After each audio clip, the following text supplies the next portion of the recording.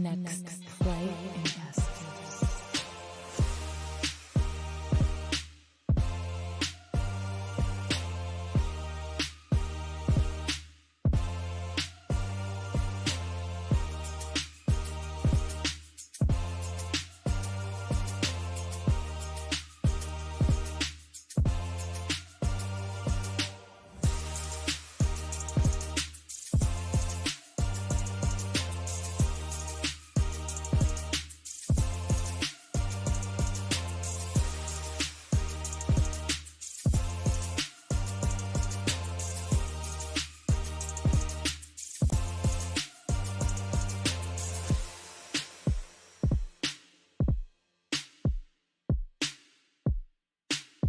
What you got going on?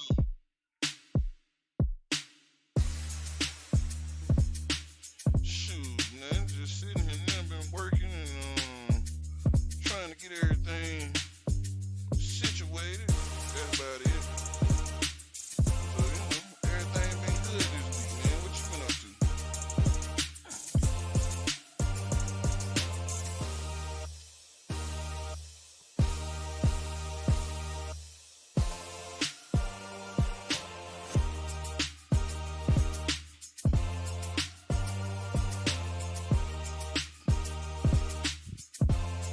Shoot, what?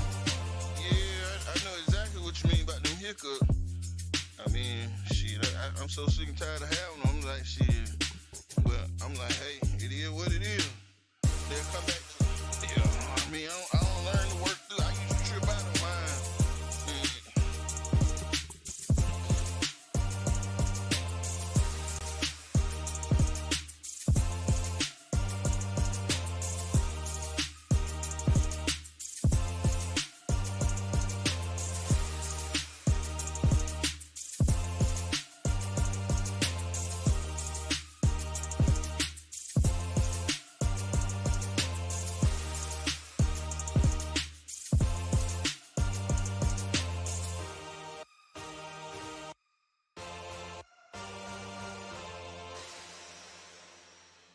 What's the next play?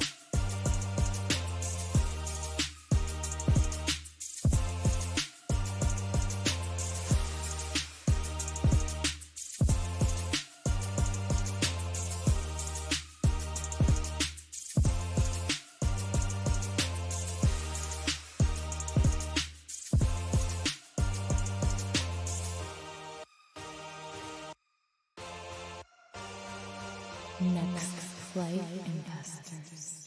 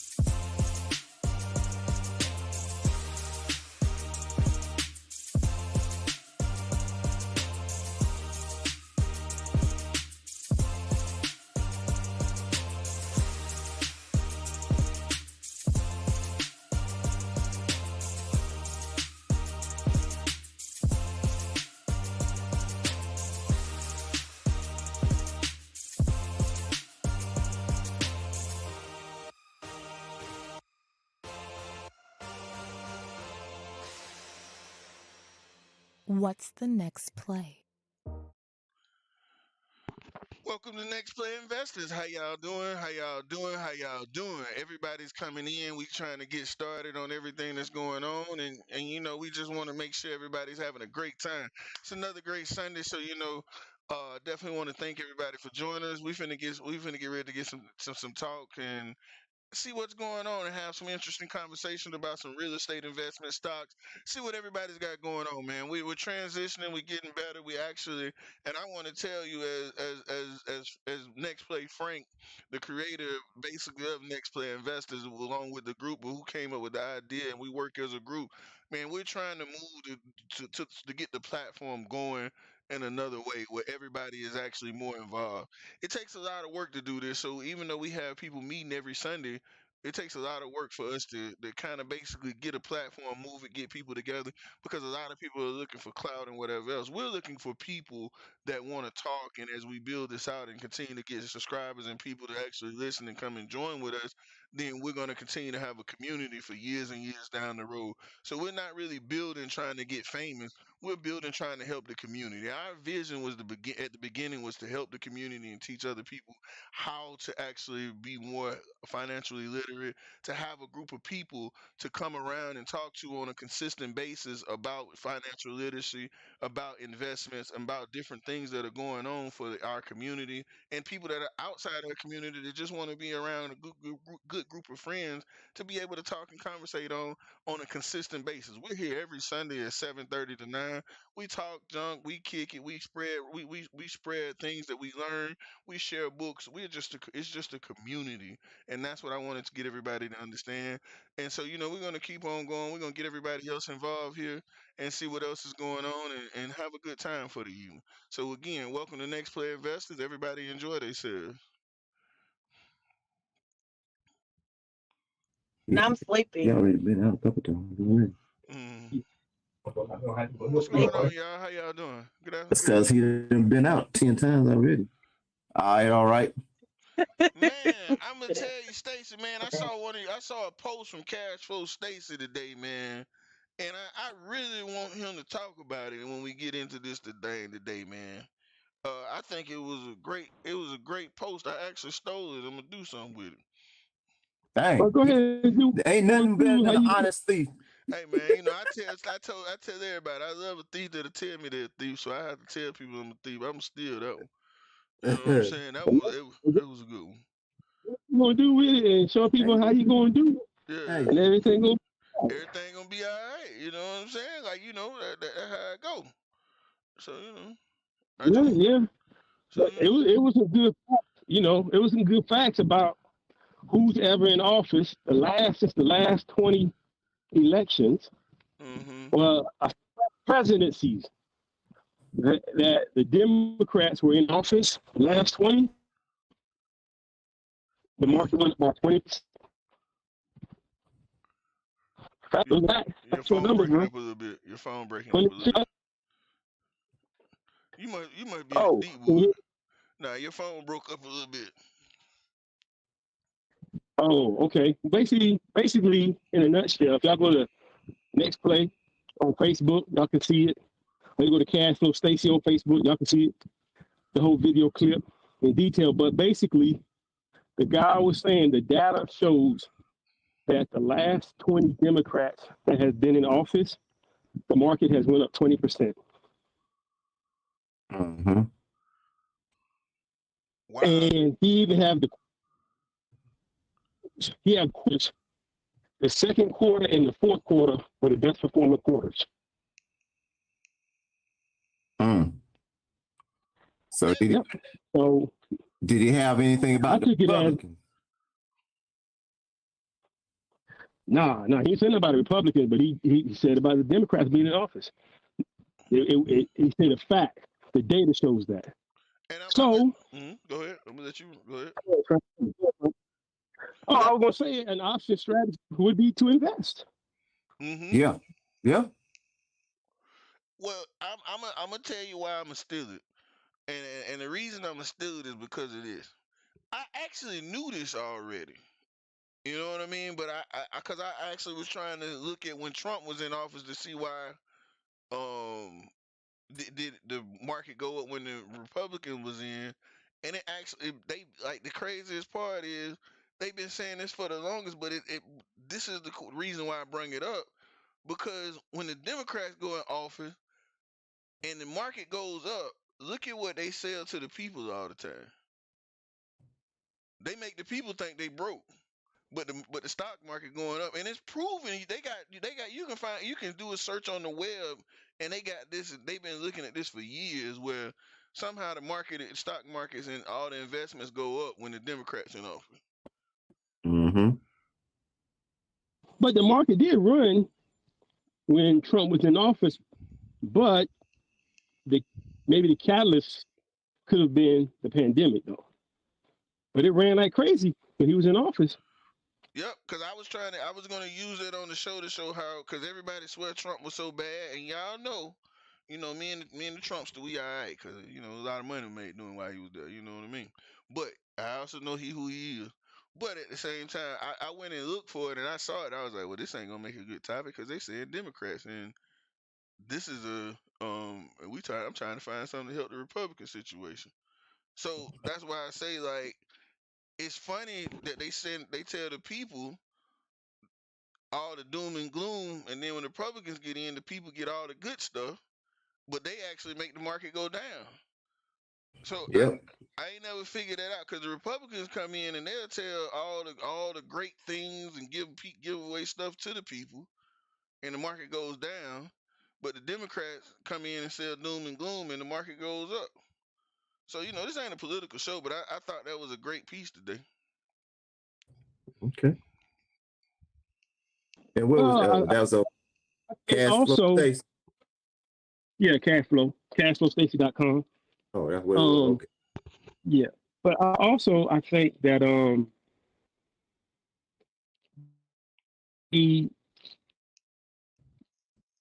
the majority, they don't get the real. They get fake news and lies. And remember, Your phone breaking up. Like Oh, shoot, dang. Man, your phone breaking up pretty bad there, sir. Yeah, Hmm. it really is. You might be in the country, like deep wood country. Yeah, he deep wood country. Yeah, he gone. Okay. Yeah, he gone. He'll be back in a minute. But yeah, Yep. yeah, just to touch bases on it to keep the topic going while until he get back. But yeah, I actually knew that, and I always thought it was crazy because when you go back and look at history, history don't lie, and that's the funniest part about it. He joined another way. That's the funniest part about it. It's so Mm-hmm. much data that proves that these things that we talk about on a consistent basis have been going on for so long, and they gonna stay like that to the end of time. This is the system that we live in. That's why when I saw him post it, I was like, man, I can't wait to show this. Man, this is great. Stacy put that in there because it's a great thing, man. Where if you go back and look at the data, I mean, it goes all the way back to Jimmy Carter. You know what I'm saying? And it shows. Matter of fact, I'm gonna search for it real quick because I want to show everybody. That way it'll help Stacy until he get back in because I don't know where he at. Yeah. Oh, I'm right here, man. I'm in. Oh, Y'all don't see me on the podcast, man. Nah, okay. we don't see cash flow. Um, Cash flow here, man. We here. We here. But If that's funny, you can pop back up. I know. But that Freckles right though. We got the tools and we got the data. That's all we need. Mm-hmm. Even like last week, I was studying all the whales. I had like five companies. No, five companies, five hedge funds. And I noticed that out of the five hedge funds, a lot of those hedge funds are trading the same company. Matter of fact, I say 5 out of 5 got some of the same stocks in their portfolio that the other ones do. And the amount of shares that they have and the amount of money, they got billions invested in these same companies. Yeah. And that's all data. Mm-hmm. So, in a sense, it takes a lot of the guesswork out for us on what stocks to pick. Like we always talk about, they got 40,000 stocks out there, and we got to pick out of that 40,000. Well, these huge hedge funds have already did all the heavy lifting for us. And believe it or not, they actually buy and sell the same stock over and over. And they just Over and over again. Thank you, brother. The same things. Yeah, they do. They do. They sell the same ones over and over again. And I caught myself doing that this week, where I sold out of some companies on Friday and went right back in and bought the same company. Yeah, I've done it a few times. Delta, bought Delta, sold it. Delta, I had to sell it. I used to buy a whole bunch of them like that. And they take profits, like when the stock is all the way up. Yeah. Take their profits, because here's the thing, and we learned this from Creel. Out of the 52 weeks in the year, 50, I think it's 50 out of 52 times is like the ratio of up and down. Mm-hmm. You know what I'm saying? Like it's like a small percentage where one day we up, next day we down. 2 days we up, 2 days we down. Yeah. Because the market has to go up and it has to go down in order to make money. Because if it only stays in one direction, you would never make any money. If it always ran up, everybody be broke. Yeah. Can y'all see that? Oh yeah. So the red, I don't know how big it shows on y'all Republicans. It shows big enough. But look at the number at the bottom. This is from Forbes in 2016. Wow. That's crazy. Yeah. The Democratic average is 57.44% during their 4-year return. Barack Hussein Obama. That's what Both this one. cheeks. This one came That's out in 2016. Bro, that's some exciting news, man. Everybody should be excited about that nugget right there. Mm-hmm. That's a Because you powerful got nugget. roughly what, 2 more years of Democrat right now? Yep. I mean, you should know. You should know right there. What it should really tell you how you should be trading too, right now, by a Democrat being in office for another 2 years. Yep. When I saw that, I was like, man, I looked this up, man, a long time ago to talk about it, and I looked it up and I felt bad because it wasn't what I thought it was gonna be. And it just goes to show you, this is from 2016. They had this, and they knew this in 2016. And it's funny how we talk about the stock market and we talk about all these things like they have in the media trying to sell you doom and gloom, but they making money at this point in time. Like they're literally making money. They're literally making money and saying that they're not making money. Right. Man, and here I got one of my news stories for today will point that out a little bit too. Yeah. You like, what the heck? They gotta talk about the doom and gloom, because if they don't, then the market won't go down. The small investor won't pull his money out. They won't be calling the hedge fund companies and telling them, hey, my portfolio's down 20%. Get me out of here. You see what I'm saying? If they don't do that, then you won't have the decline in the market that's necessary in order for the rich to get richer. Yeah. So the people who are uneducated will be like, man, my account's down 30%. I can't even retire. Not knowing it's the setup, it's the play that's already in place. And here's the thing, they've been doing it for years, the same old play. It's the same play. It's just different person in charge. And so people get caught up in the people and the events that's going on now and don't see the play. Don't see the play. Yeah, and take those permanent losses. And then when the market runs back up sky high and they see everybody making money, now they put their money in at the high. And then when they put it in the high, they just pull the rug out again. Wow.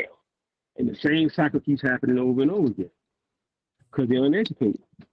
Yeah. But for us, we look at it and we licking our chops like, dude, we about to get paid. We about to get rich. We about to get, and I'm saying, we about to get this Rolls Royce money. You better because believe. we know what's about.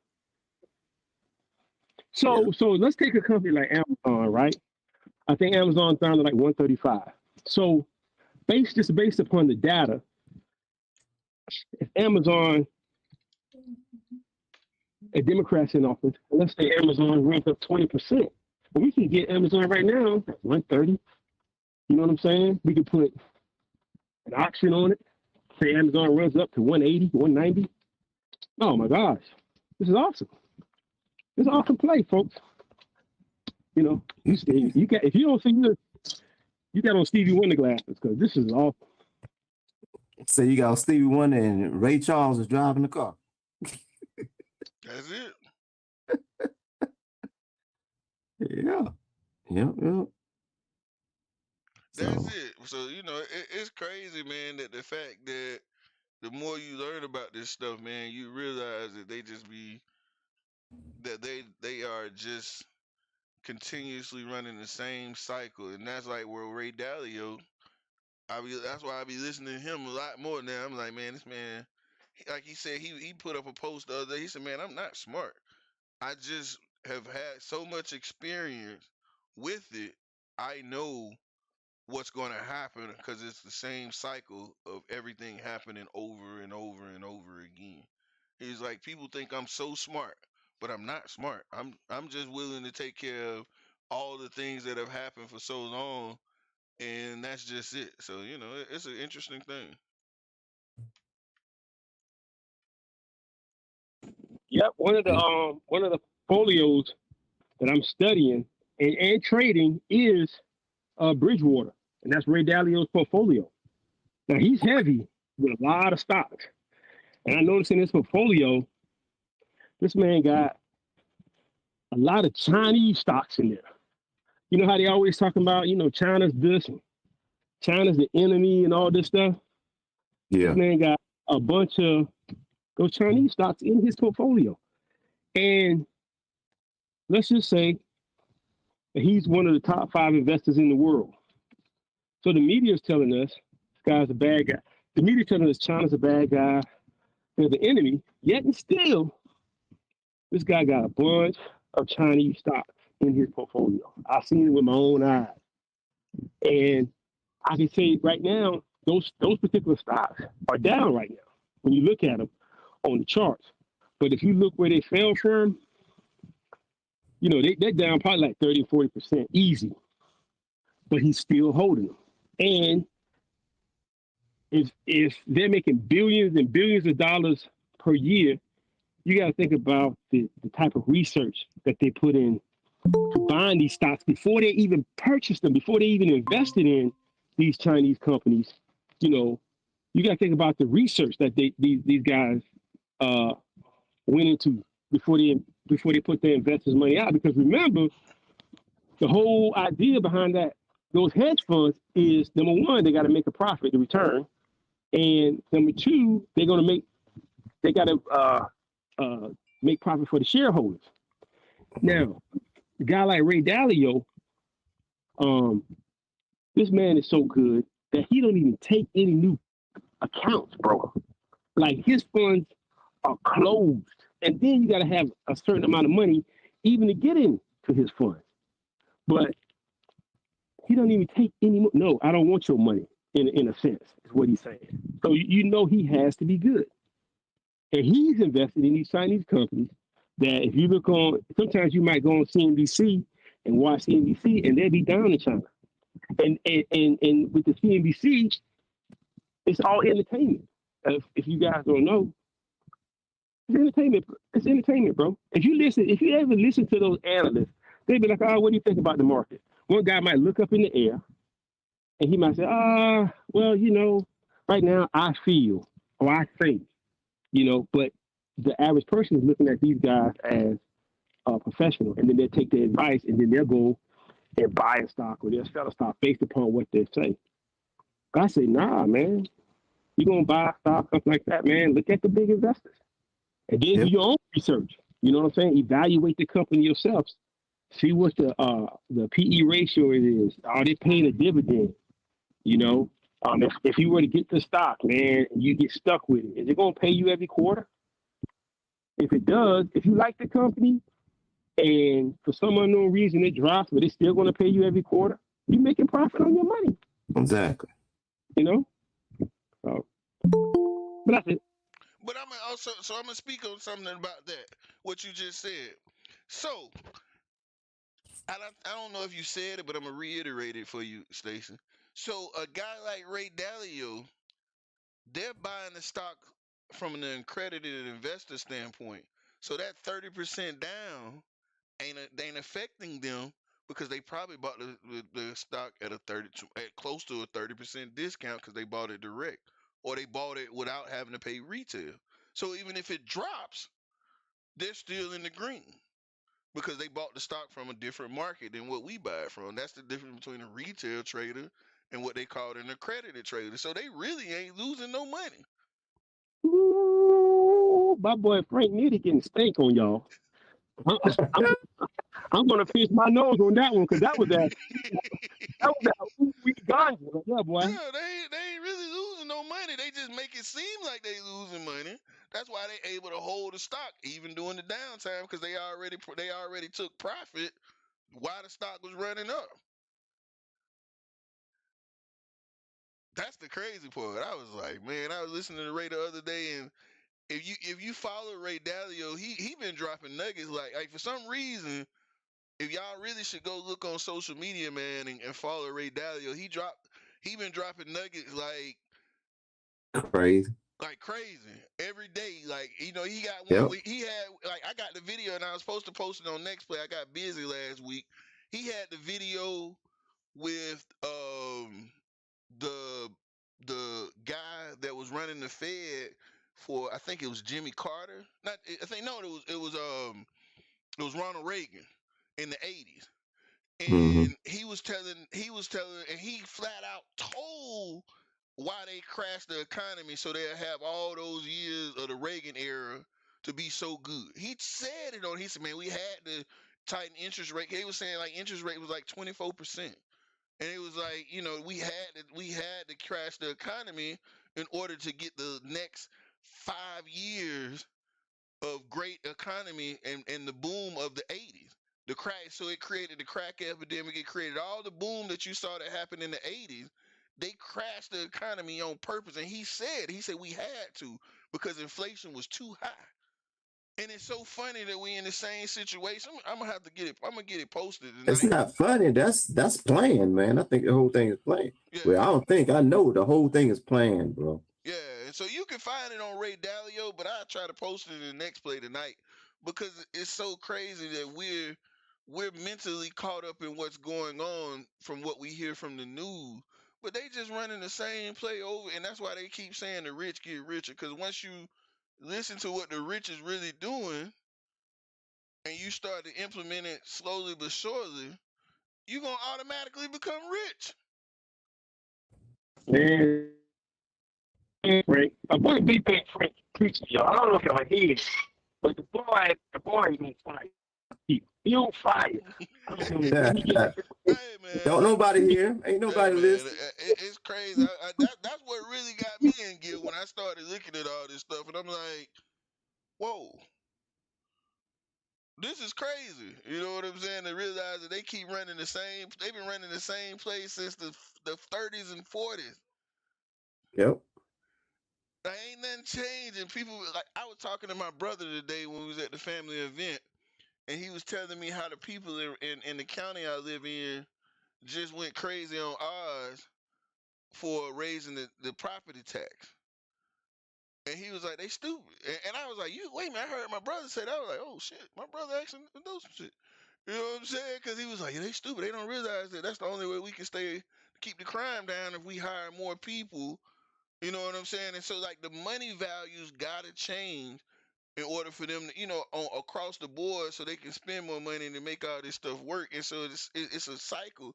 They're going to get so much, and then they're going to hire all these people to get everything under control, then they're going to fire everybody because things going to bust. It's a cycle that happens in every part of life where it runs itself up, and everybody got an abundance, then they pull the rug out because it's going too good. That's it, bro. That's it. It's part of the cycle, baby. Yeah. And you where we at in the cycle. Remember we did that chart about that? You pulled that up? Yeah. A while. It still holds true. Yeah. All those blueprints and all those nuggets that the rich leave behind. You know, like the rich don't work for money. And people, you tell folks that, what you mean? It don't. They don't work for money. The rich people don't work for money. The rich people trade money for their time. That's what they do. Trade time for money. All that stuff is old, but it's still true. And it's fact. It's real fact. A complete fact. That's the crazy part about it. It's like, wow. You know what I mean? Like, wow. And you just be like, wow. You don't know what to say. You just, you know. Well, anyway, what we got on the success side? Anybody got some success stories? I know Nicole got one. No, Nicole on the phone. What's up, Reggie? Hi. Hey, it's a question.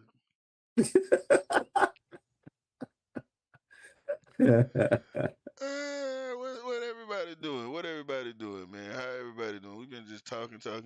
Oh. Well, hey, man, I'm going to throw y'all this piece of news out there. And it sort of feeds into what you guys are talking about a little bit. Do you know that GM, after I don't know how many years, are starting back to paying dividends? And they're also buying back their shares. And I guess you guys will wonder, you also probably will wonder why they're buying back their shares. This goes back to what Franco, Stacey, and me, what we've been talking about. They're buying back their shares in expectations of the economy. They're going to buy back those shares while they're low now. Wait for them jokers to jump. And they're going to make more money back. Same thing. Did they say what the dividend was? No, they did not say that. But I mean, they're going, and it's quarterly dividends, not quarterly dividends they're paying out. So something going on. What company was that? General Motors, my boy. It's got to be, it must be the EV stock, EV sector or something. Something's getting ready to happen over there. That's something's happening in the EV sector. That's major. So I'm gonna say this to you, right? Mm-hmm. And this is what's really, really, really, really, really, really funny about what you're saying there. So every other car company is in. Oh, we got all these new designs, but GM ain't really dropped nothing, and now they buying back shares. Yeah, but Dodge just dropped out the electric Charger.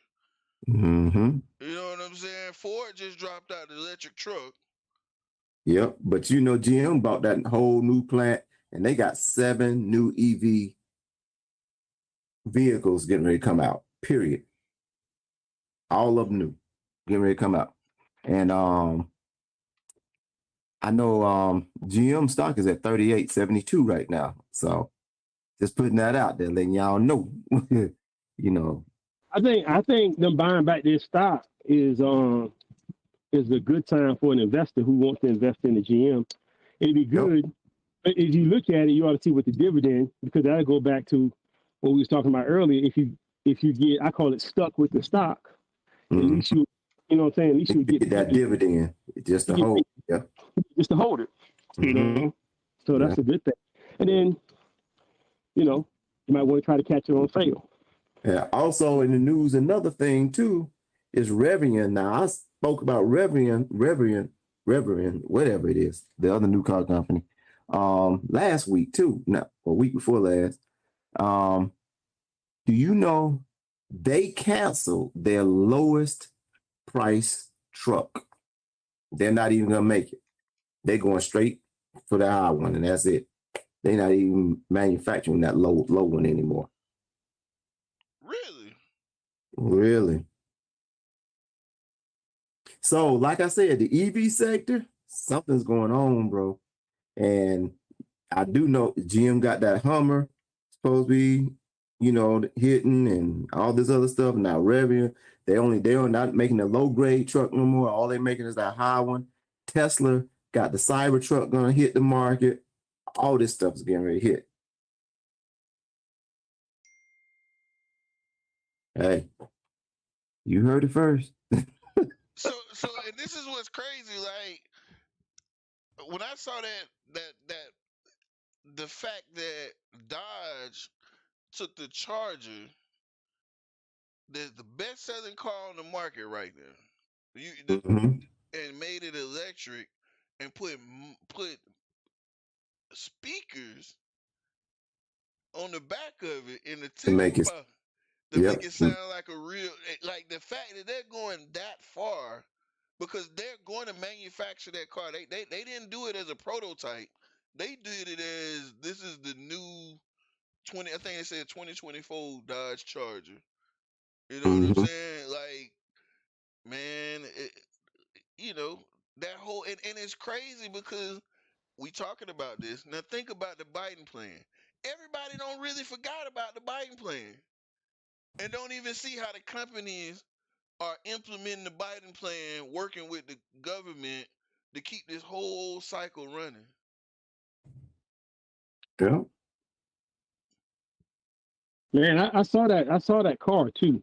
That Charger with that exhaust sound. And it sounds good, bro. It sounds like a regular muscle car. And then I got to think about, what if you wanted to change the tune of your car? So say if you wanted to sound like a small block, you want to sound like a big say if you wanted to sound like a European sports car. It's because that's really what America loves to hear. Yeah. They love to hear that sound, that rumble. You know what I'm saying? You can put the rumble in the seat. We used to do it in the home theater business where you can feel it. You know what I'm saying? So we can add that. It's the same experience, except you're not burning any fuel. Now you're not burning any gas, and you won't spend a whole bunch of money changing the exhaust systems either. Exactly. That's that, and I was telling my son because we was watching it together. He's like, "Man, they messed it up." I said, "Man." And by the time this car come out, everybody gonna be happy that they can do all this customizations and change the sound, and people are just gonna buy into it because once it drops, they're gonna automatically do what they normally do. Hey, you know what? It kind of reminds you of a video game, bro. Think about it. If you're playing GTA or something like that, and you can customize your car, now you can customize it in real time. The sound, the amount of horsepower, all that stuff, all from your dash. Yep. And so that's why I say, man, it's crazy what's gonna happen. In the next couple of years. I know there's going to be some opportunity also. I don't know if any of y'all looked into the new, I think it's the IR Inflation Reduction Act that Biden he just signed, where it's going to reduce all the medical, insulin, food. You're going to be dumping a bunch of money in chips. And I'm actually going to like a online seminar to find out how small businesses can be impacted, from this act. It's kind of like, I remember when they had the PPP and the ELD loans when they first came out. Mm-hmm. They sent me some emails about it, and it's through the SBA. And I went to those classes and got a head start on all those. So I'm gonna go to this one here because there's gonna be some money available for small businesses. That's why we be preaching, man. Open a business, even though you don't know what you're gonna name it and all this stuff. Just have your business on the sideline for things like this because there's gonna be some money available, and it's gonna be some set aside for the minorities. Yeah. And it's set aside for women minorities, set aside for retired veterans, all that. It's gonna be like a shooting. And here's the thing about the government, they gotta spend the money. That's why when the government pays, they pay so well. They pay $3 and $4 a mile to truck drivers, or $10 a mile to truck drivers. They pay $20 and $30 for a staple because they gotta spend this money in order to keep the economy in motion, keep the economy rolling. So definitely take a look at the IRA bill that Biden just signed because there's gonna be some benefits. And maybe we'll talk about it later on once we get out there. If if I see any opportunities that come available, I'll tell you guys about it. But that Biden Act, and we talked about that first of the year. They were talking about solar. We was talking about EV. We was talking about cannabis. Look for all that stuff to definitely start booming again. Oh yeah. Well, the crazy part is, it's just gonna be like that. That's what's so crazy. They just gonna let it be that way, and it ain't gonna be no. It is not going to be any backlash. That's just what it's gonna be, and it's really crazy. I'm glad to hear that though, man. I hope they give away some more money. I need it. You think they're gonna give away all that money like that? Oh, they're gonna give away some more money. Oh, I guarantee you, they're gonna give away some more money. Like I said, it's probably gonna be maybe a little bit more stricter than it was during the pandemic. But it's gonna be available for businesses, man. Okay. Business. But people was getting, you could back then you can get up to a $2 million EDIL loan, up to $2 million, man. back then at that 1% interest. 1%, bro. 1%, man. 1%. Miss Shit, you could have took that money and did something like Reggie was talking about, the 2% or 4% account. Mm-hmm. Put the $2 million in there, made the payment, Yep. and probably kept maybe another 1% in your pocket. Yeah. So the money would pay the loan Pay off. itself off. Yeah. There you go. There you go, Sam. There you go. Miss Tubman, you got a question? No, I just put in the chat box. Let me hurry up and get me a business. Well, what So you I waiting get- on? It's been 2 years. So I know. Give me some money. It's been 2 years. What you waiting on? Tell me what you waiting. What you waiting on? Did he turn his camera off? He ain't turning the camera on. Oh, damn. We just trying to figure out what we be trying to talk to you and tell you. We gotta get you. A man once told me. Who was it, Stacy? Nah, I ain't gonna say. I ain't I'll gonna just- call nobody's name out. Stacy like my mentor. He don't know. But a man once told me, you gotta take action somewhere. You got to. Well, so he back on Cause camera. see, once it happened, and then you be like, man, why I can't get mine? Well, you know, 2 tears in the bucket.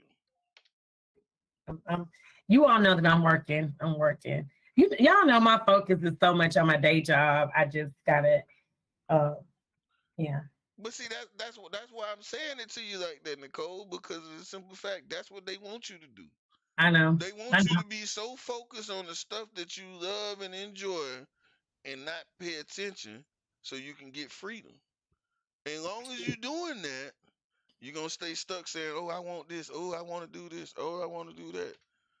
And She like that, man. She's institutionalized. yeah. And you know what? And Sam, I could be like, I was just on the phone with a parent. Yeah. So, on a Sunday. On They a ain't Sunday. paying you for it. At 8:00. And I'm right. I'm not getting paid for it. That's all right. But if it's something you love to do, Yeah. it's fine. My passion But- is there. But if it's, nah, man. But I do want to do something, I just got to figure out what is it that I want to do. So it seems like it's just easier for me to get into real estate right now. Just maybe do an Airbnb or something like that. Because I want it to be something away from my day-to-day. I don't want it to be, I know I could be an educational consultant. I just want it to be something away from my day-to-day. You know, Ms. Tubner, a friend just turned me on to this show called Abbott Elementary. Abbott. That show is fun as heck. It is. It reminds me of you. Huh? Remind me of you. That principal remind me of you. Why does everybody say that? That's so funny. It's true. I hear that a lot. That's not a bad thing. Mm-mm. That's a funny show, bro. It's a good show. Gotta watch. I'm gonna try to do this real estate thing, that thing. That's what I'm gonna try to do. Okay. But sometimes you just have to be silent in your walk while you're trying to, figure things out. Hey, Miss Tubner. So I got a question. So you said that you love your job, and you love what you do, which is great. But do you think you could ever say, I don't have to do this anymore? And would you be devastated if you could not go to that school or be a principal anymore? Would you be crushed behind that? I would. Okay. I have further questions. Well, now I have a question. That raised another question. So, if you found something else that you do, say you start doing real estate and it surpasses the financial money the money that you're making now and gives you that lifestyle that you had always dreamed of, always wanted, whatever, would you miss teaching then? Nope. Teaching is a calling. Yeah, it's my calling. Okay. So you wouldn't accept the real estate money, you would stay teaching? I would do both. I would. And if you had to choose between the two, this one, the real estate or the teaching, the real estate is paying you more, you get more, better reward for it and everything, more better time for your money. And over here with the teaching, you would choose the teaching? That's what you're saying? I would, because I don't know if I ever shared with you all, but my ultimate goal is to become a superintendent. So that's my ultimate goal. And that's a $400,000 a year salary. So that's my ultimate goal. So can I say this to you, Nicole? Okay. I'm gonna give you a note.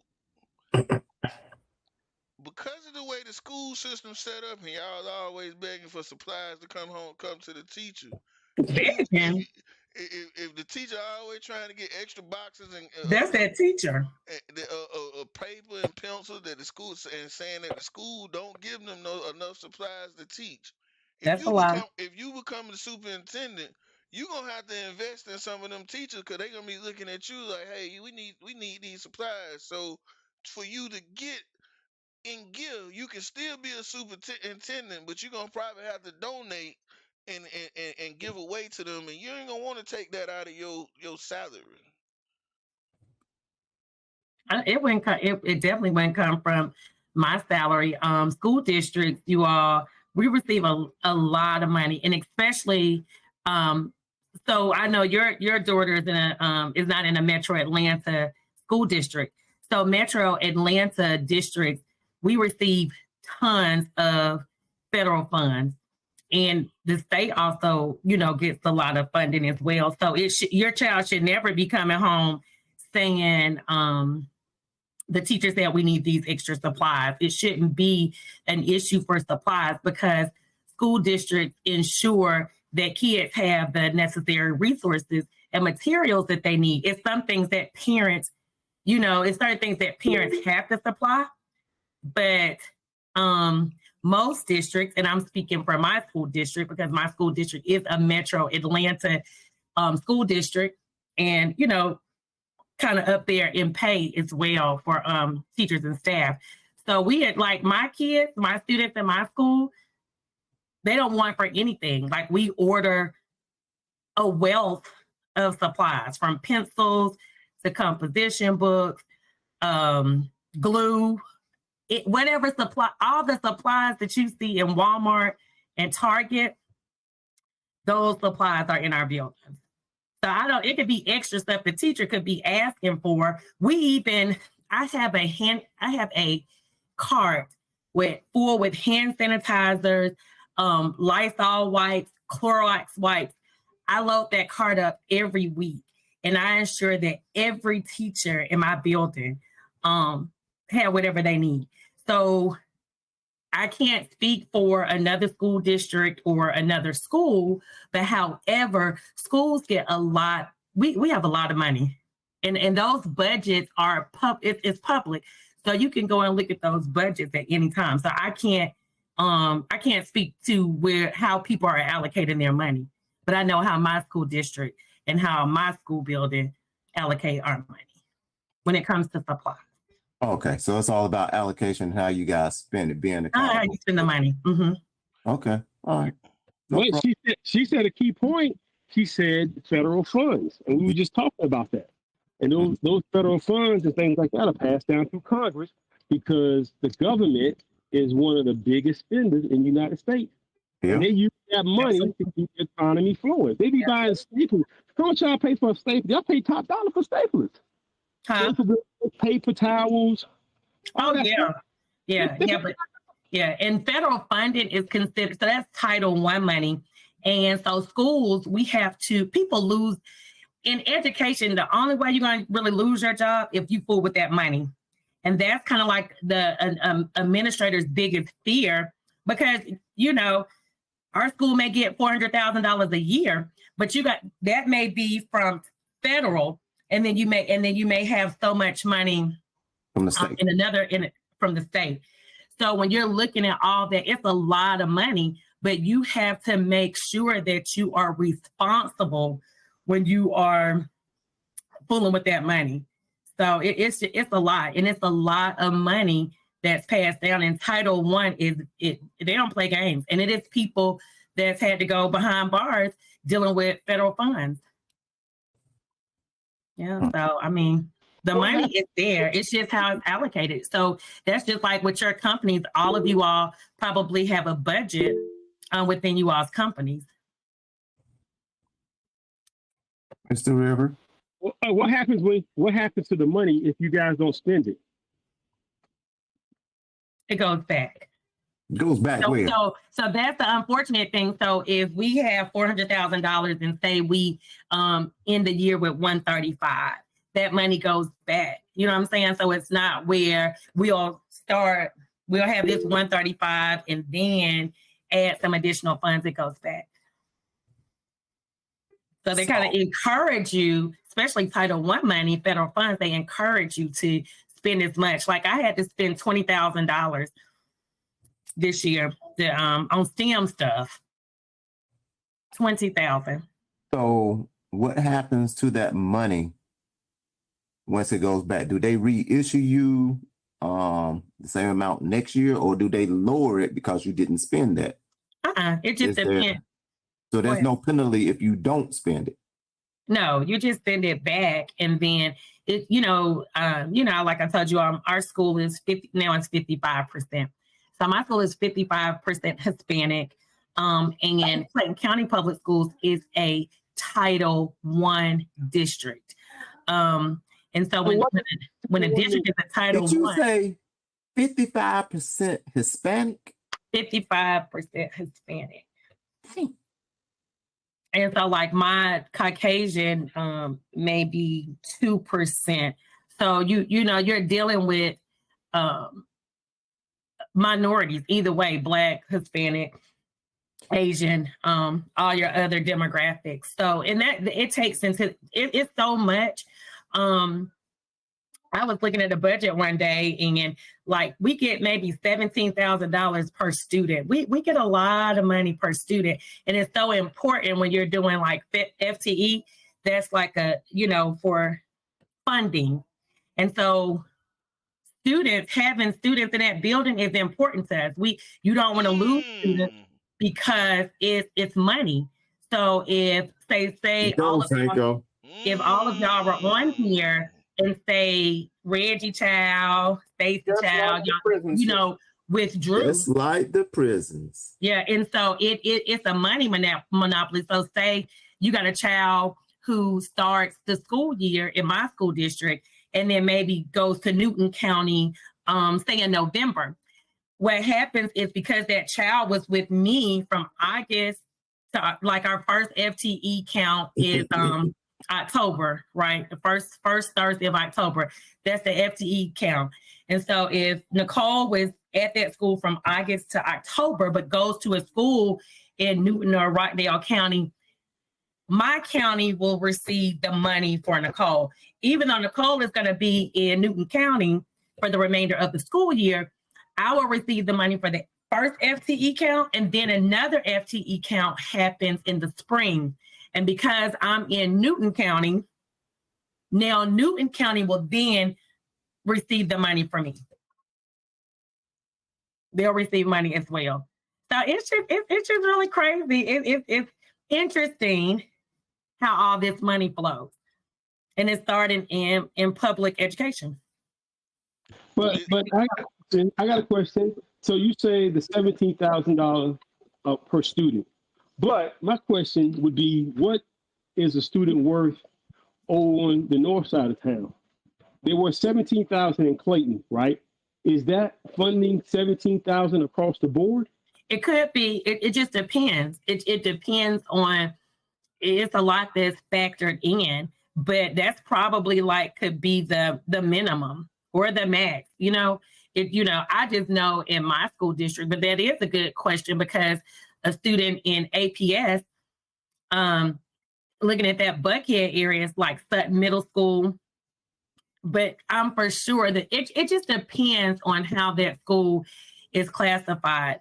So with Clayton County being a Title I school district, we're getting in a lot of funding. Atlanta Public Schools, they receive a lot of funding. So all of your top 5 metro Atlanta counties, they're getting tons and tons and tons and tons of funding.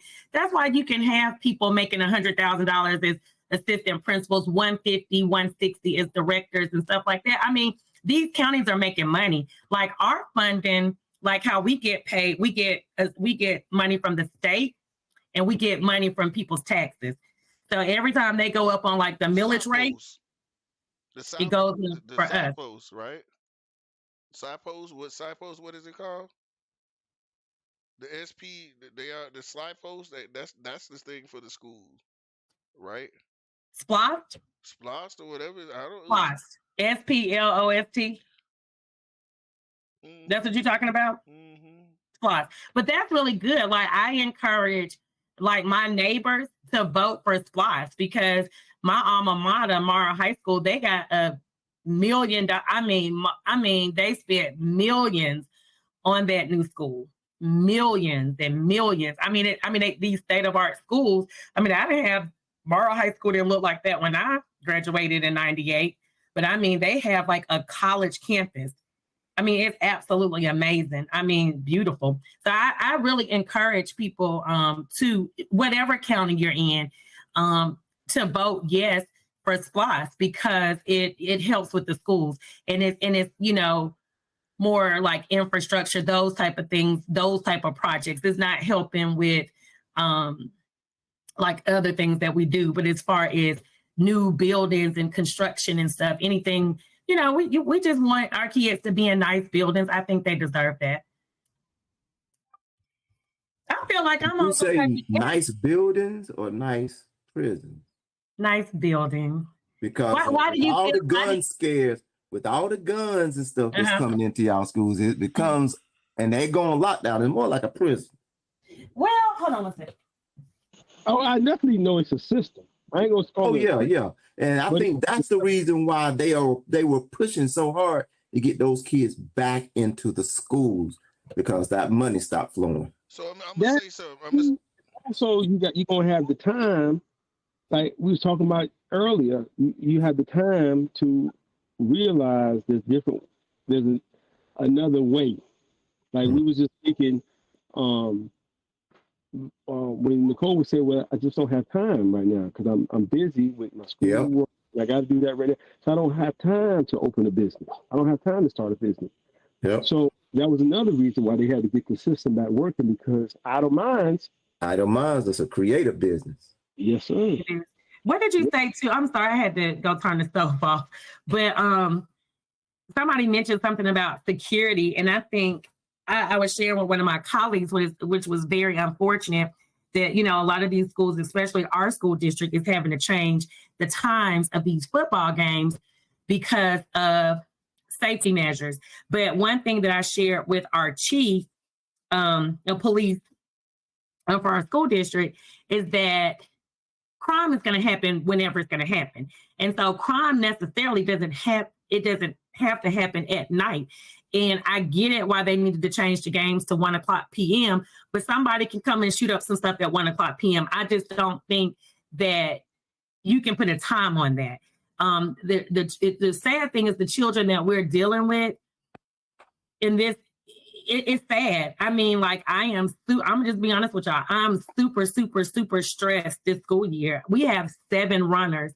And in my 4 years at my school, I've never had to deal with that. I've had to trade my heels for tennis shoes because I can't even wear like heels, slides anymore because I'm not for sure. I'm not for sure if I'm going to have a kindergartner run out the building.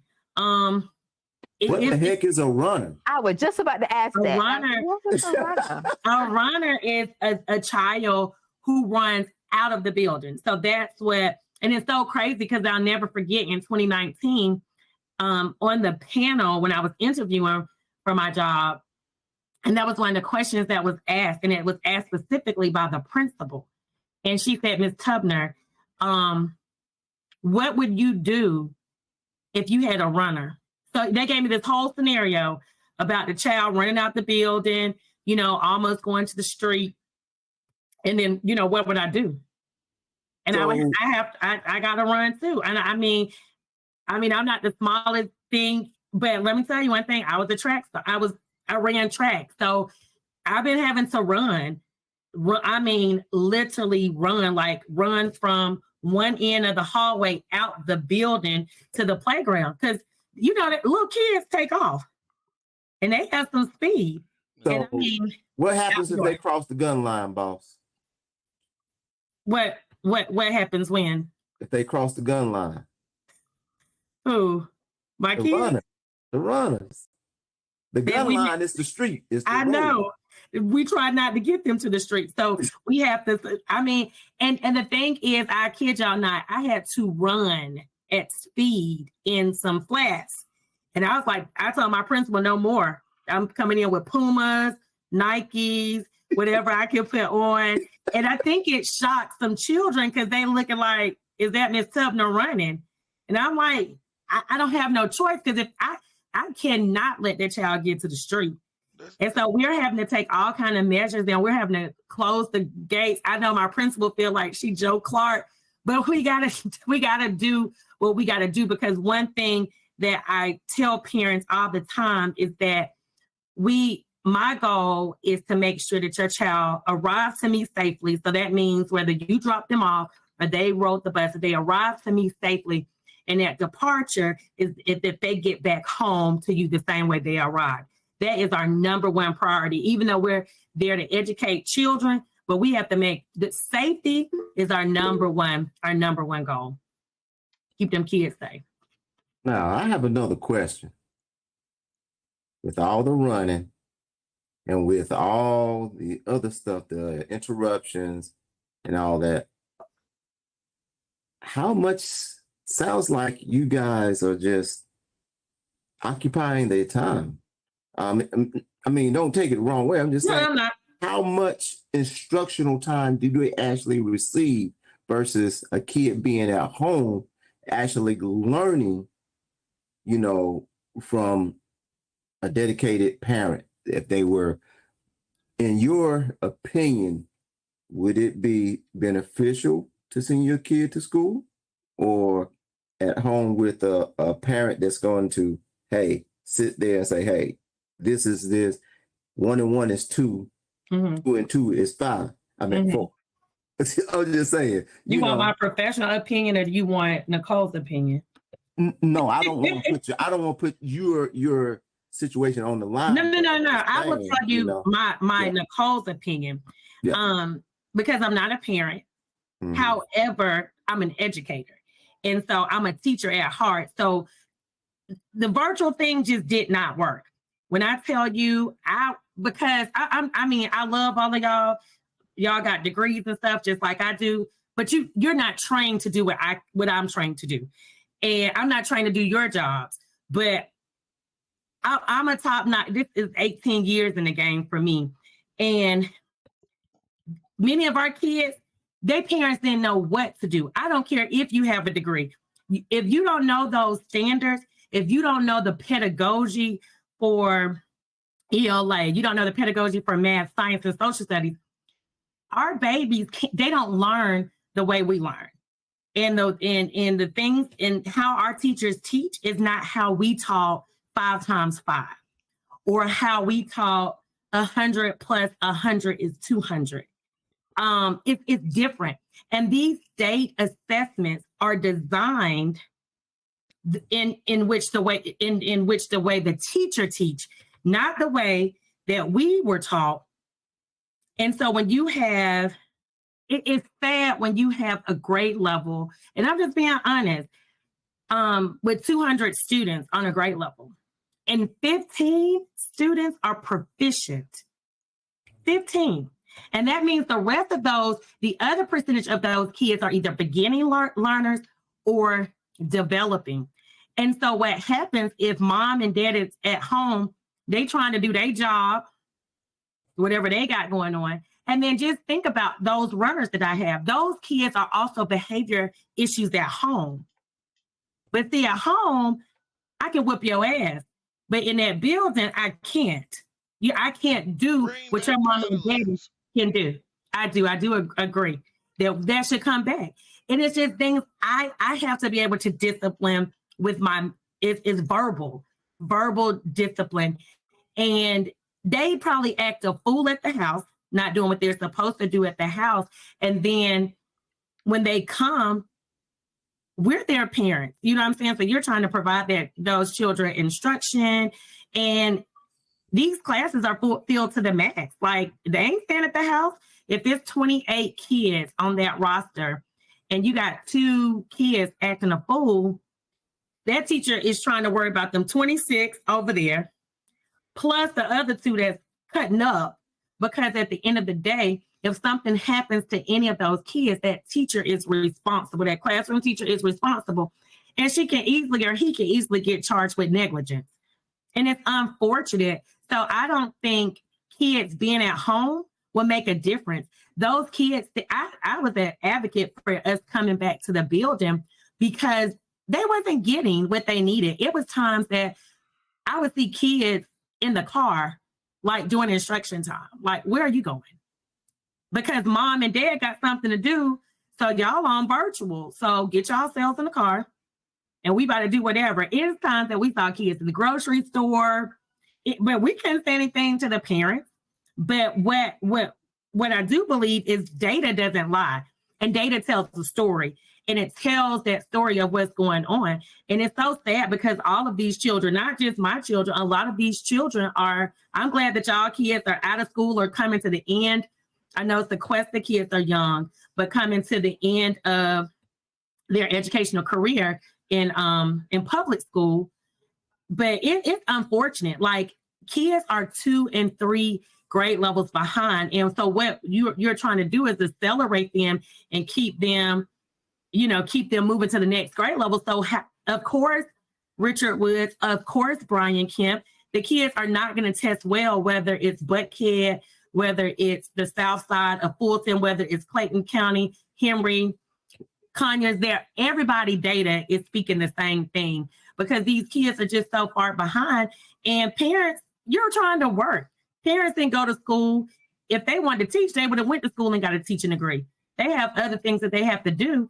And so it was unfortunate that they had to become these kids' teachers, and it's just, we're just in a bad state right now. And, I really believe that we really should focus on remediation and remediating these kids on prior standards. Because right now, if you're a 4th grade student, you're learning 4th grade standards, but technically that child still has a 2nd grade mentality. And they have a 2nd grade mentality when it comes to instruction. So I got a question, and I know you're gonna get pissed off, but I'm asking anyway. who? Me? Mm-hmm. So You don't turn his camera off. so the kids were out of school for 1 year. Now the kids are being blamed for them having a 2nd grade education. Who's blaming them? When you say you got kids in a grade, and see, I'm trying to just make sense because I hear this all the time. I actually heard this same argument a little while ago with a couple of educators sitting in my mama's living room.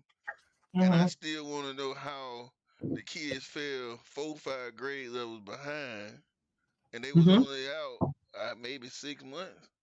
They was already behind before they got out. Oh, you say, I see. I can mess with you. You told the truth. Let me tell you one thing. I'm gonna tell you one thing. I don't sugarcoat stuff. Hold on. So if they was already behind, and the school system knew they was already behind, and they ain't been doing it, because see, people want to take it political, and you kind of did too. So where is this money? You talk about the worst thing they want to do is funding. When they gonna pull the teachers funding they can't teach? Because see, all this, you can't keep blaming the babies for not knowing when they going to a school to learn from people that's supposed to be educating them for the future. But I just heard. I promise you, it's funny that this conversation going on.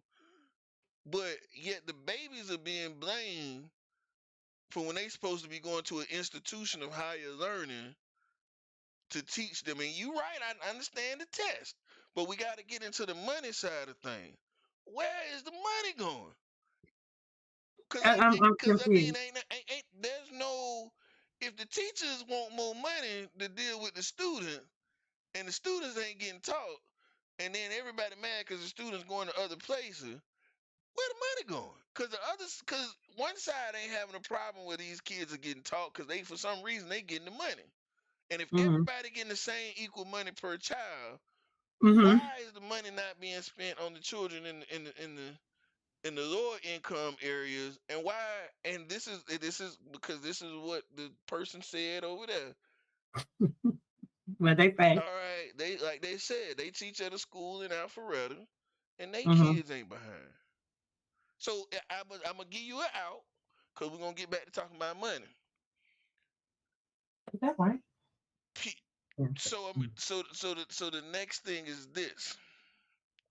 Yes, the parents are at fault. It's not all the teachers. But why is the same amount of money?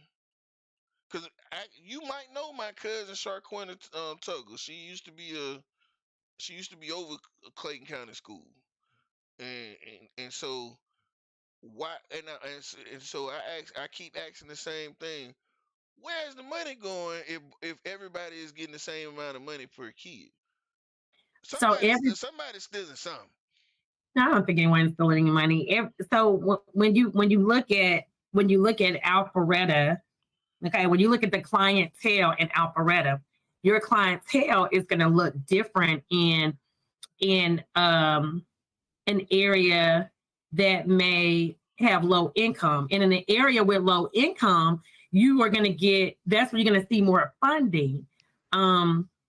Just like I said, it's just based on demographics. So more in probably your Alpharetta area, and that's Fulton County.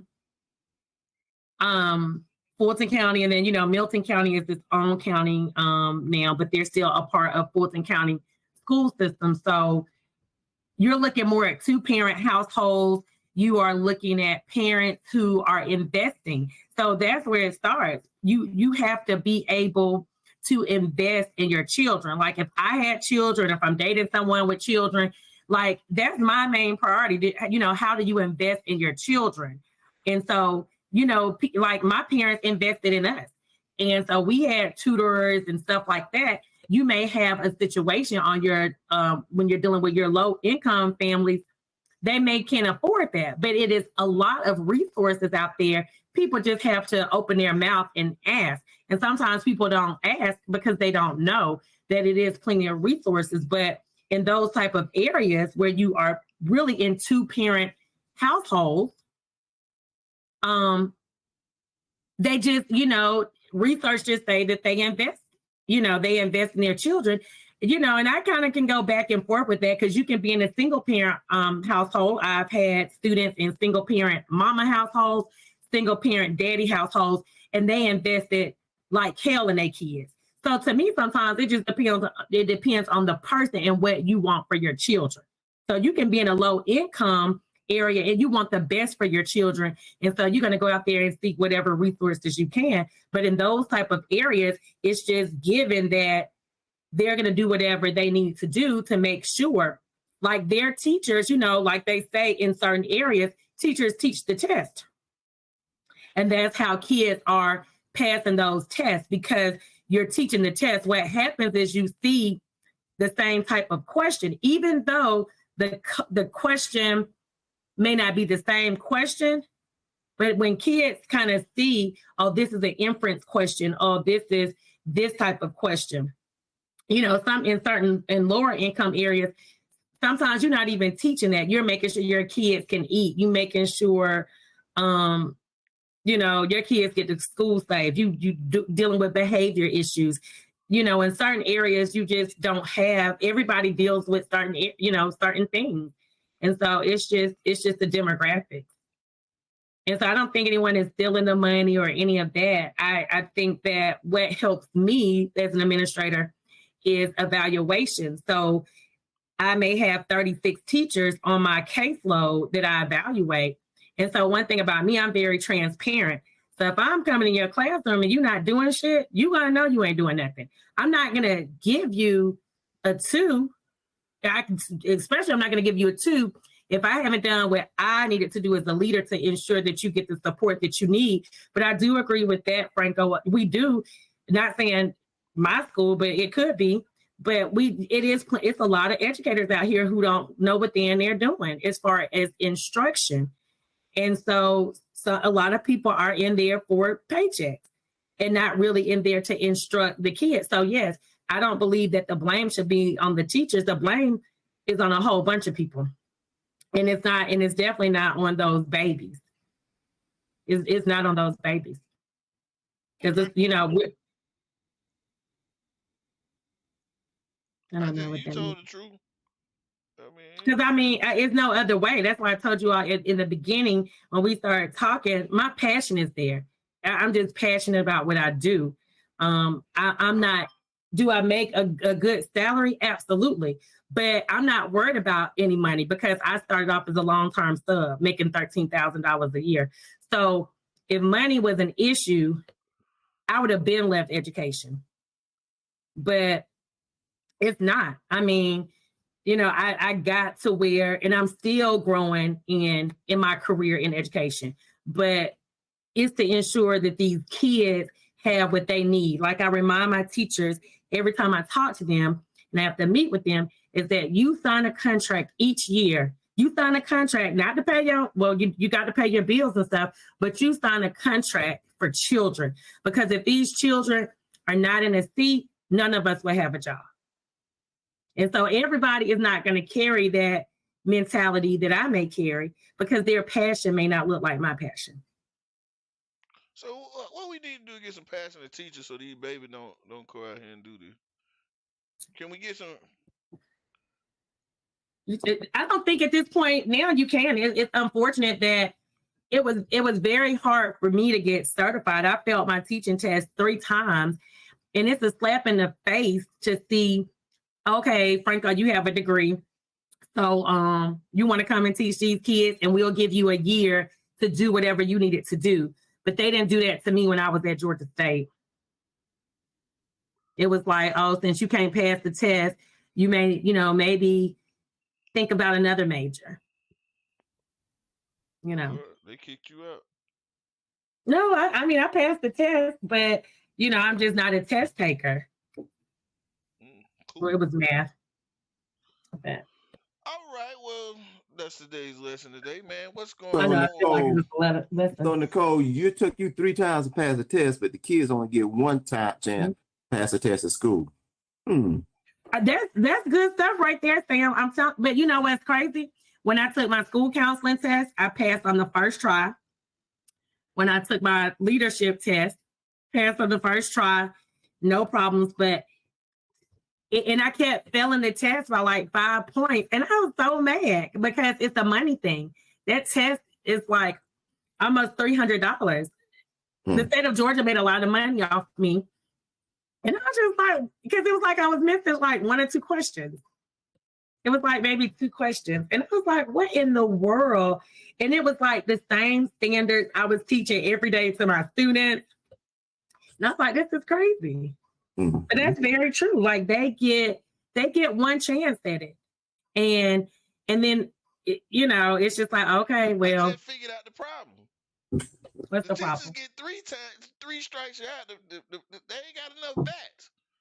Well, no, you can take the test as many times as you want. You know what I'm saying? If you fail the test 6 times, then you don't have to take the test 6 times. But I'm just saying that now. Kids, not the teacher. The teacher, so it's just like the stock market. Let's take it back to the money. If you on the other side of the table like the hedge funds, and you get 3 chances to own that stock in 3 different ways, from an option to a buy right out to a put. You got 3 options to make money. as a retail trader, if you don't know but one way is buy and sell, buy when people talking, and if you going in to buy the stock, you basically in a situation you gonna lose most of the time. So if, as the teachers, y'all get 3 times to pass the test to get y'all certification. The students only get 1. So it's the same thing with the trading. The hedge funds got 3 different ways that they trade to get their stocks.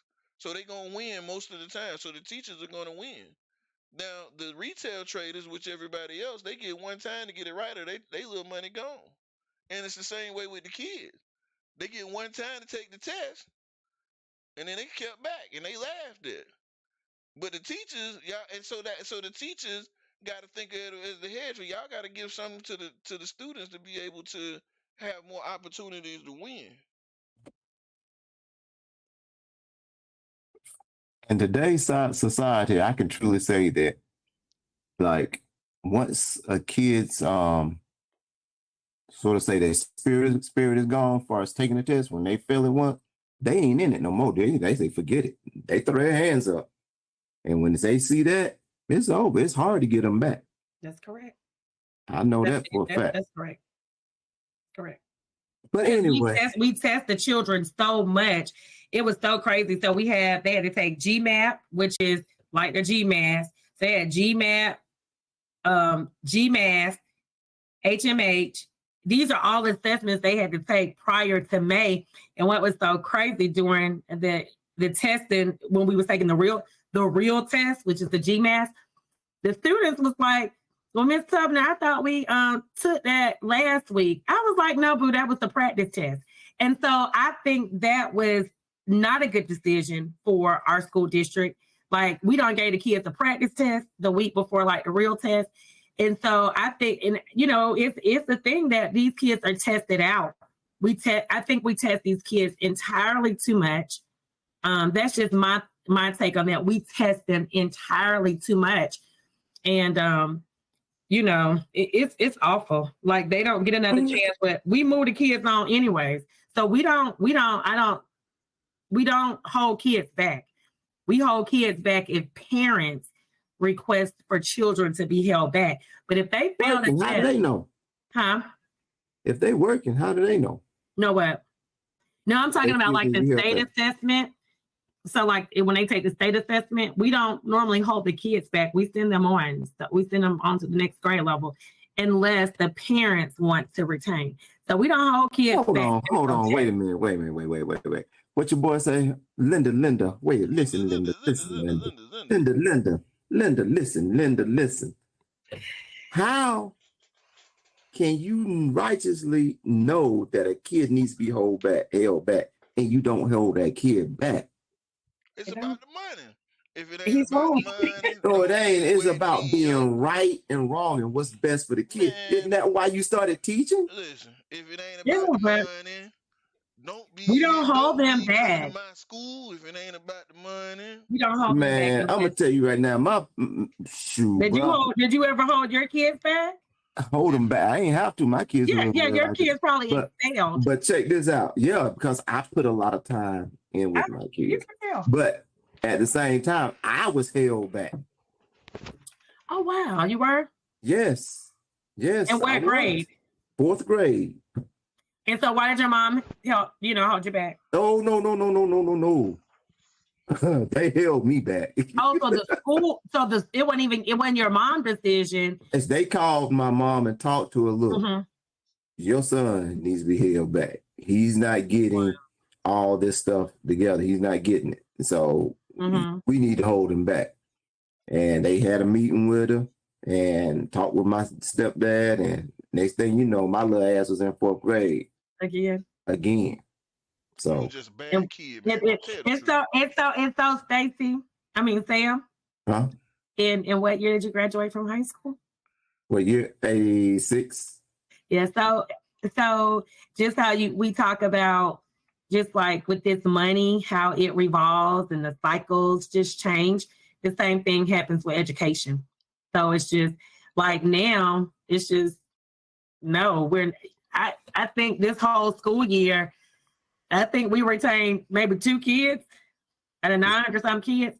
But I can truly say now, when I was held back, I actually got it. I understood that they wouldn't playing with me. If I wanted to stay with those group of people that I went into the 4th grade with that second year, I was going to get on it. And that's what really pushed me. It wasn't me learning it. It was me, the fear of me being left behind. See, and that's the thing. There was no consequences for you not doing any work now. There's no consequence. Well, it ain't going to hold you back. So I don't have to do anything. So with me, there was a consequence. I got held back. I was embarrassed. Didn't want to do it no more. So I had to do what I had to do. So, but you said the magic word. You said consequences. Yeah, and so no consequences. That's what I'm saying. There's no consequences. In our policies, in schools this year. It's different. In our policies now, so say if your son didn't complete his work, right? And it's something he didn't understand. Well, we have to give him multiple times to turn the work in.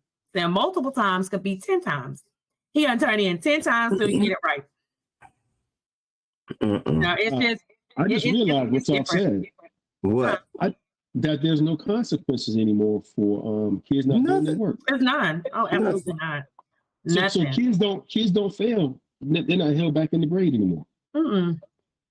That's that when we do retention, that's at the parents' discretion. And then a lot of stuff, when I have to, come into those meetings, like the first thing I have to ask the teachers is like I tell my teachers point blank, they know I'm a stickler with that. Like, don't send no retention meeting stuff to me, and y'all, because I'm gonna ask, what support have you done? How many times this year? Not 2 times and 3 times. How many times have you been in communication with the parents? Like, I'm a stickler for that, because before I came to become an assistant principal at my school, I worked for the district. So I worked for the district for 4 years in student services, and I was the lead school counselor for Clayton County Public Schools for elementary schools. So, when you have to just deal with so many parents, I'm talking about, I didn't deal with parents at a specific school. I dealt with parents in 39 different schools with different issues. So that's one thing that I often tell my teachers is make sure you have your paperwork together before you even retain a kid. And most of the times we'll have them like an SST or, different, we'll be already, offer different support for the kids. And like you said, Sam, sometimes it does become some type of embarrassment issue for the children. Like, I've never been held back, but I had to go into counseling mode with one of my 4th graders. And that's crazy you say 4th grade, because one of my 4th graders was held back last year, and he's having to see all of his friends in 5th grade this school year. But I was trying to tell him, like, look, you've got to retain the information on this grade level so you'll be prepared for the next grade level. I said, I don't want you to go to 5th grade and you're not ready. I said, you came and slept 50% of the day, so you didn't get any instruction. So we had no choice but to hold you back. And his mom, was in agreement with us to hold him back. And like I explained to him, like, baby, you are a young Black male, and society is going to look very different for you. And so once you kind of give them those little pep talks and stuff, he's fine. And we actually have him paired up with a great teacher. So I know he'll do well to get ready to go to 5th grade next year. But no, we don't retain kids unless the parents bring it to our attention or something that we see throughout the school year. And we just like, oh no, Nicole's just not ready to go to 5th grade, or she's not ready to go to 2nd grade. That's great. And we're not going to start this conversation and take it over, but kids that have behavior issues or ADHD, my son is dyslexic. So those kids, they learn differently. So I can see how parents abuse that, and then I can see how it's necessary for the school to do what they do sometimes. Because I had to go through it, and I was just like, this is crazy. But then I realized after getting into school and doing all these meetings after meetings after meetings that it's necessary for them to do what they do, because you have some parents that put their children on medicine. Mm-hmm. And they already know, like, once you put your child on medicine, once your child is has a profile with an IEP or one of those things, they could just sail right on through right on through school and never do nothing. Mm-hmm. It's the Those are parents. You hit it. You hit it. And they get a check too. So any student who goes into Tier 4, which that's special education services, all those kids receive a check. They get a check. If it ain't about the money, don't be hitting me up. And listen, and I work in a salon, so it's the flip side of it. One lady was saying, girl, you got to go ahead and get him tested so they can give him his medicine. No, ma'am. I want to tell her that so bad. But because once that medicine is in his file, if he comes there and you don't give him his medicine, you can be taken but she's just telling her to take advantage of the system so her child can coast through school and she don't got to do nothing. Because really, once you get on that, you don't really have to do anything. The child just gonna go from the grade to grade to grade, and then next thing you know, they'll be out of school. Yeah. Nicole, your mic is off. You talking and your mic is off. I said it's times that it's like when I'm sitting in meetings and I'm like, this child is on grade level. But you know what, Mom? We're in here because I know you want to get that check. I mean, I can't come out and say that, but sometimes I feel like it's so unfortunate. Like, you're going to put your child in special ed, which they really don't need to be in there, but you've talked to a friend or two and you know that you're going to get that check, and that check will go all the way to 23. So as long as they're in school. And I just, it's sad. It's sad, but that's just what. Just right, the question. Did you have to do like with your son? Did they try to do Tier 2 on him and give him supplementary instruction? Zayden's godfather was the assistant superintendent for South Carolina like a couple of years ago. So he could run through and tell us exactly what to do, what not to do, how to expect it. And so it was still a lot of work, but I kind of knew like what to do, what to expect, like where to go now, how to get the paperwork written up. So my son doesn't have an IEP because he doesn't have it. He's on grade level. Oh, good. But I make sure my son is on grade level. And I make sure that my son don't have to be on medicine. But everybody, ain't gonna do that. Yeah, because like I said earlier, everybody is not going to invest in their children. And so that's just what you're going to do as a parent, to invest in your son. Because I know a big thing, we're having to deal with dyslexia in our school district. And that's the first thing that parents are ready to get them an IEP. And sometimes they don't even need that. It's just to let us use the resources and the strategies that we have and just allow us to work with your child and make sure it's all about having the right teacher, and then, and communicating with the parent. And like I tell my parents all the time, it takes all of us to do this. It's just not one person. So when you bring your babies to us, you are entrusting them with us, and they're in our care. And, and we want to make parents feel secure that we're doing everything. We're providing safety and instruction to your baby. So, y'all know my passion is there. I didn't know I was going to be put on interview tonight. Well, it just happened like that. Yeah, it just did. Look at God. letting the Holy Spirit, like I tell my staff, you just let the Holy Spirit use you.